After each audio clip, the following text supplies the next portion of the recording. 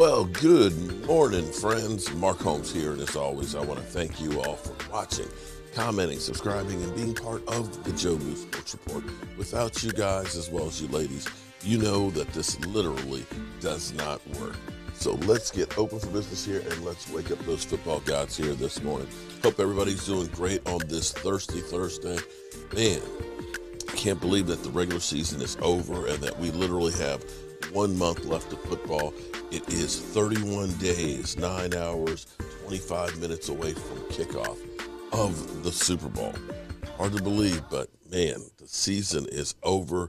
We're talking about playoffs. Playoffs? Don't talk about playoffs. That's right, You kidding playoffs. me? Playoffs? And we've got the San Francisco 49ers. Now,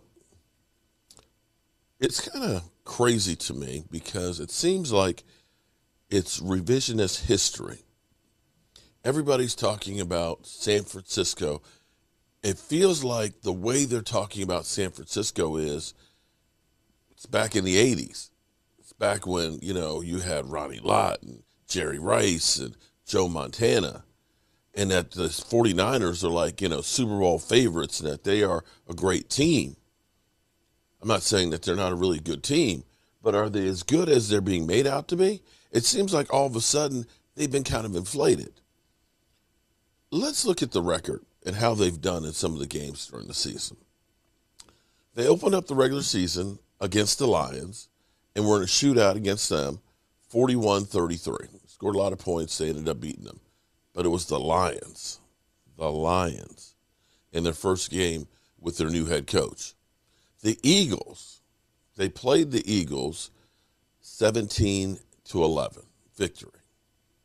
They were close with Green Bay, 28-30. They lost to Seattle. This is before Russell Wilson messed up his finger, 28-21. They lost to the Cardinals, 17-10. They lost to the Colts and Carson Wentz, 30-18. They beat the Bears, 33-22. They lost again to the Cardinals, 31-17. They did beat the Rams in November, 31-10. That was a rout, and that was when the Rams were kind of in that slide. They beat the Jaguars, 30-10. They beat the Minnesota Vikings, 34-26. They lost again to Seattle, 30-23. They beat the Bengals, 26-23. They beat the Falcons, 31-13. And they lost to the Titans. They beat the Texans. And they beat the Rams this past week coming back. So when we look at all these wins and stuff, you got to say Texans, Falcons, Seattle. Well, no, actually they lost to Seattle. It doesn't count. Jaguars.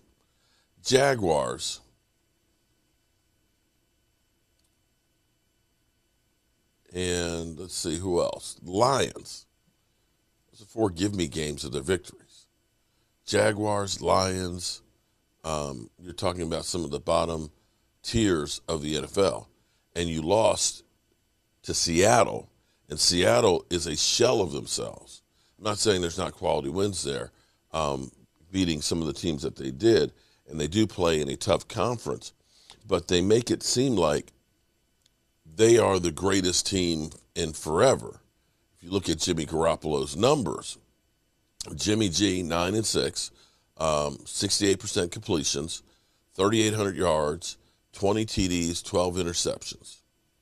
Is that something to write home about? Because in this day and age, everything is all about the quarterback. And don't get me wrong, because they have a great front four. Joey Bosa and everything in there. They're creating extra opportunities for the offense. Deebo Samuels is incredible. George Kittle. I wish we had a George Kittle at tight end. They are a really good team, but are they really as good as they're making it out? I always like to listen to the talking heads out there. And I came across this one because this is just kind of crazy when you hear some of the people talking. Like I said, you can lose to anybody. But the way that they've made this matchup, it's kind of like the Cowboys are Mary Sisters of the Poor, that they have no chance. They just happen to be lucky to be able to actually be in the playoffs, and that you would think that San Francisco's the number 1 seed. Now, you tell me if I'm right. Lose in the first round to the San Francisco 49ers, and that's who I'm picking. Wow. Yeah, Swagoo. I'm going there today, baby. Actually, I'm going there today. They got the bad draw. They got the worst draw of anybody in the NFC. If it's one team no team want to play, especially in the first round, it's the San Francisco 49ers. When you look at this team defensively, they're top 10 against the run, top 10 against the pass, they're top 10 in sacks. Then you flip over offensively.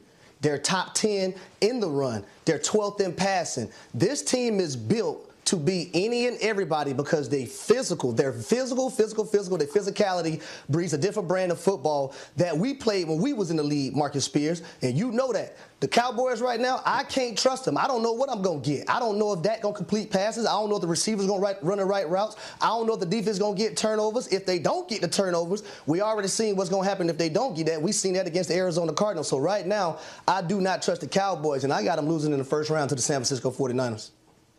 Oh my God, I love this energy. I love all of this 49 energy over all the airwaves that we've been talking about. Ain't nobody breaking no news about the San Francisco 49ers being tough to defend. That is a hard draw for anybody in the NFL. But and I get it. Like I get it. I'm the Cowboy guy, beat up on me and all of that. Why do we look at a 12-5 record like it's like it need to be questioned? And we don't do that for no other team in the NFL. Why do we look at this football team who's won 5 out of the last 6 games they played in, and I get the competition and all of that. But every time we talk about teams that people like and we bring up competition, the whole answer is, well, this is the NFL, so let's go to football. Last week when I watched that don't matter right now, though. It's playoff time. Hold on one second, Harry. I just need, Marcus, I just need you to come out your feelings just a little bit. Come back to us. Come out the feelings. Come back to us in reality. I think he's on the verge of that. I'm not in my feelings. This is the setup. I'm about to go back to last week. Okay. When this team was playing the Los Angeles Rams.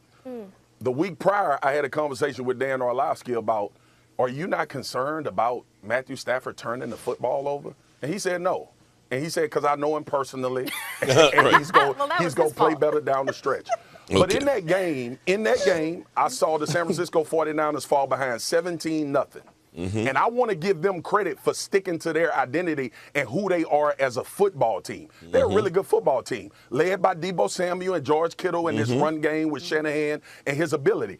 Y'all, it's a spin cycle. I ain't about to get on the network and be any different than anybody else when it comes to the San Francisco 49ers. But they have lost 7 games this year. Like, I think, here's my issue with the energy of the 49ers.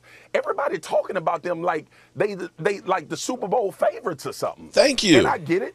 I get it that Dallas has not shown well in some offensive games. I get it that they lost to the Arizona Cardinals. I understand all of that.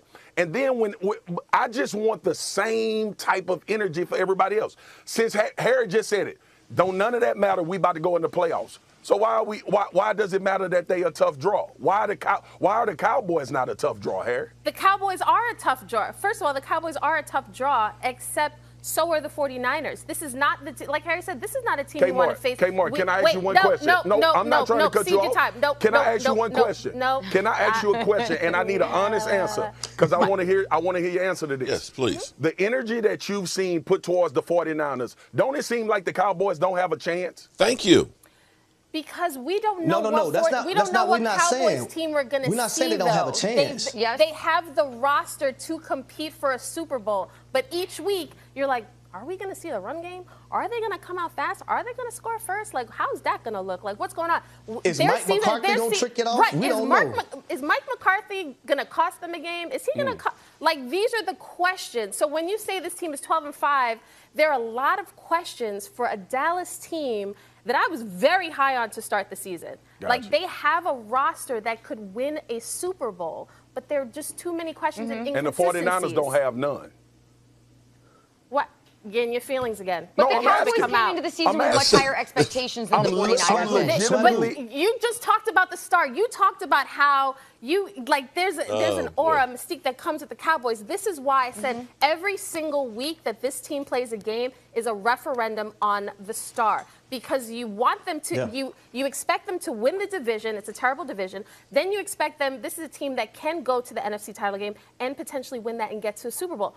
But when they are inconsistent, when it looks like, is Dak in a slump? Is he not? Is he hurt? We got the ankle, we got the shoulder, we got the calf. Like, what's going on? There are too many questions for a team this good. That's all we're saying, I brother. just. You know, it's so funny because here it is. Jimmy Garoppolo's got a screwed up thumb. Here it is. Tampa Bay is in a bad division because they're the only team that's actually a playoff team.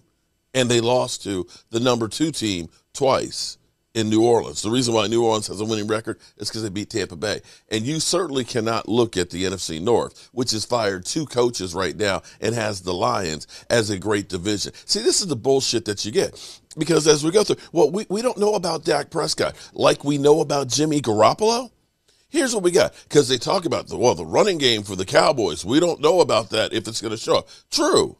But here's what's kind of interesting, because San Francisco has run the ball 2,166 yards. Here it is.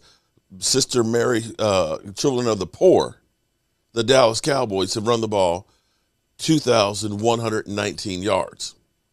Less than 50 yards, less than San Francisco. In fact, I'll go one better. The Dallas Cowboys, even with Zeke Elliott not having a great season, actually averaged 4.5 yards per carry, as opposed to San Francisco's 4.3. Okay, so wait, there's more. The Dallas Cowboys, who have had a record 21 different players get a touchdown on the team, threw for 4,800 yards. 4,800 yards. That's second in the NFL. Second. Passing TDs, that's third in the NFL. San Francisco, on the other hand, 4,221 yards. 12th. TDs, 14th. That's not to say that San Francisco's a bad team, but the Dallas Cowboys, this team that we just don't know anything about, they're number 1 scoring offense in the NFL. They're number 1 in yardage. They're number 1 in taking away the football. And somehow they can't compete. They're not as good as San Francisco. On the flip side, San Francisco, 13th in points, 7th in yardage, 9th in total defense, 19th in taking the ball away. And somehow, whenever the Cowboys do something well, it always becomes, well, that's their crutch. That's the bad thing that if they don't get, they don't win. But they get them. Because now all of a sudden, takeaways, it's almost like it's a Christmas present that the other teams are saying, here you go, Dallas Cowboys. We're just going to give you these. You get takeaways because you earn them. I don't ever hear anybody talking about when New England was number 1 in taking the ball away and having the number 1 defense and, Tom Terrific going to win the Super Bowl, that they handicapped them and said they're not a good team. It's just they get the ball. Well, if the defense is designed to take away the football and it gives more opportunities for your offense and it helps your offense to a number 1 ranking, you might have to look at that and say, they're doing some good shit. But then, what do I know? Anyway, I've got to actually get on the road. I've got to take care of my cousin. He needs to drink. He's a Washington football fan. We got to get the water hooked up at his bar because he needs to really drown his sorrows. And I got to go to the dump. I got to get some more wood. We've got a lot of Joe Barty's I got to make. I got one guy who wants 5. I got another guy who wants 5. And he wants 2 Green Bays, 2 Dallases, and 1 New England. I'm trying to understand that. But hey, far be it from me to talk about anybody's taste in teams and things. But you know how we roll, y'all. It's time to get up out of here. Our coach here, and as always, I want to thank you all for watching, commenting, subscribing, and being part of the Joe for the Sports Report.